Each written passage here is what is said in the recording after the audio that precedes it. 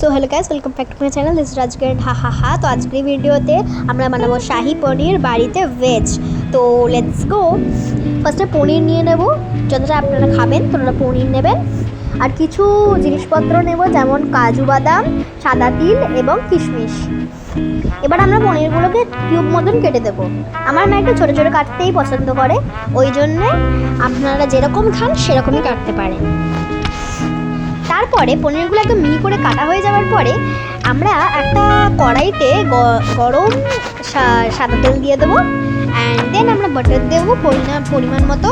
সাদা তেলটা কিন্তু একটু বেশিই দিতে হবে, যাতে পনিরগুলো ভালো করে ভাজা হয়।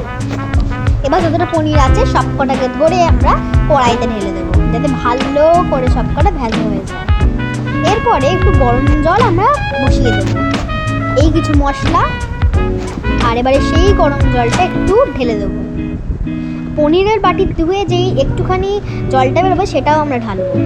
এবার যে গরম জলটা আছে সেইটাকে আমরা কি করব, এটার পনিরগুলো দিয়ে দেবো এটার ভেতর, যাতে একটু সফট হয়ে যায় পনিরগুলো আর খেতে কচকচ না করে। এবার আমরা গাজর দিয়ে দেবো একটুখানি তেলের ভেতর, যাতে গাজরগুলো ভালো করে ভাজা হয়ে যায়। এবার নুন দিয়ে দেবো পরিমাণ মতন। আর যেই মশলাগুলোকে আমরা রেখেছিলাম, সাদা তিল, কিশমিশ, কাজু বাদাম, এইগুলোকে আমরা দিয়ে দেবো আমাদের মিক্সির ভেতর। এই যে আমাদের কাজু বাদাম দিয়ে দেবো। আমরা জলের ভেতর ভিজিয়ে রেখেছিলাম এইগুলোকে, সেইগুলো সমেতই দিয়ে দিতে পারি, কোনো অসুবিধা হবে না। এবার আমরা কি করব, এবার আমরা একটুখানি I don't know what is this called,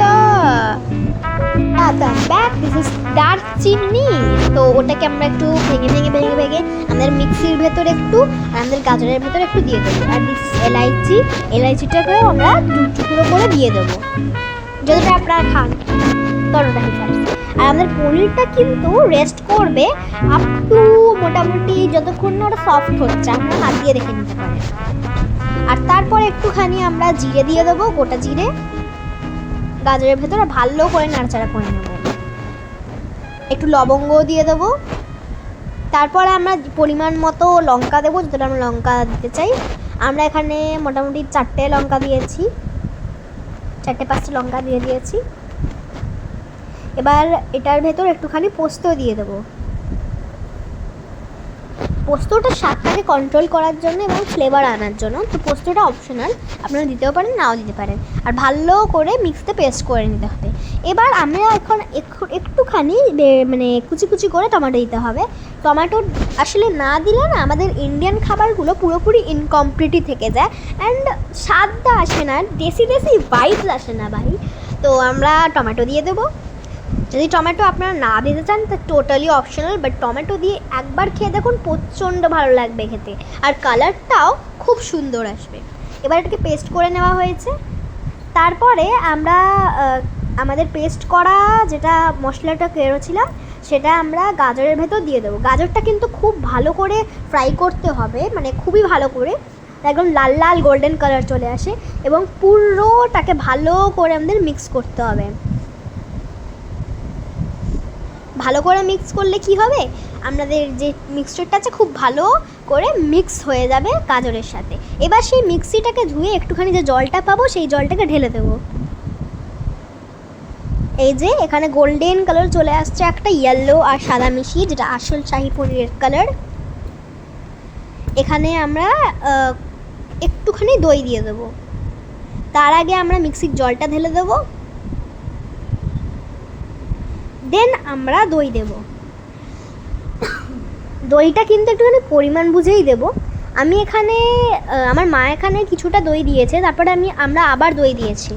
এতটা দই দিয়েছিলাম আমরা, তারপরে আমরা আবার একটু দই দিয়ে দিয়েছিলাম পরে, যাতে আমাদের স্বাদটা কন্ট্রোল হয়। এবার দইয়ের বাড়িটা ধুয়ে যে জলটা পাবো সেটাকেও আমরা ঢেলে দেবো। এবার তোমরা এইটা নিশ্চয়ই ভাবছো না যে আমরা যে যখন এত জল ঢালছি তাহলে ঝোল হয়ে যাবে, তো এটা শাহি পনিরের জায়গা, কিন্তু এটা একদমই না। লাস্টে দেখো কেমন সুস্বাদু একটা জিনিস হয়। এটা হচ্ছে একটা মিক্সচার, যেটা হচ্ছে জিরে বাটা দিয়ে দেওয়ার পরে আর অন্য রকমেরই এটা স্মেল হয়। তো স্মেলের জন্য আমরা জিরে বাটা দিচ্ছি। This is totally optional, you can skip it. And then আমরা ভালো করে নাড়াচাড়া করে এটাকে রেখে দেবো।